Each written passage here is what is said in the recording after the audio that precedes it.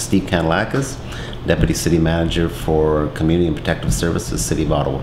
Well, I'm responsible for about half the city's services, mostly all the services that the residents interconnect with.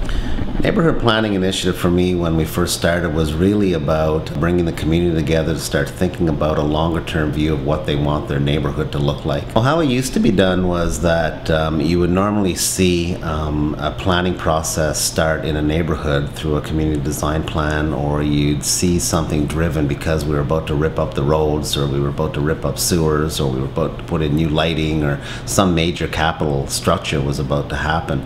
And that would be what drove the process. That's where the money was invested. And there was some community consultation, but I don't think it was from the perspective of taking into account, you know, where do people want their neighborhood to go? Because once you do a road, once you do lighting, once you do the hard infrastructure, it's very final for decades. And what people had an opportunity this time was to say, okay, how do we want the streetscape to actually look like? How do we want to integrate our social services? How do we want to integrate our parks? How do we want to integrate our green space? How do we want to make this neighborhood and this particular streetscape much more livable and welcoming?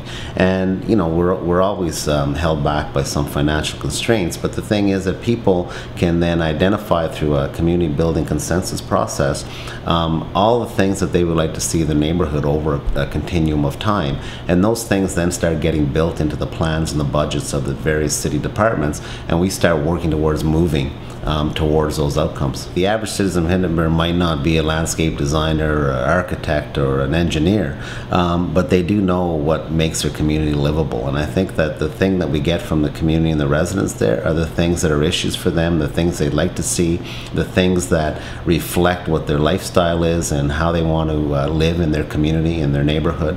And we translate that with our subject matter experts and our professionals, take that information and know what other cities are doing, know what best practices are, apply whatever our budget constraints are, and try to give them the best solutions, working with them, that meets the things they're talking about that they'd like to have in their neighborhood to make it a much healthier community. There's been a lot of alignment and work that's happened with the ward councillor, with the residents, with city staff and community agencies to bring this together.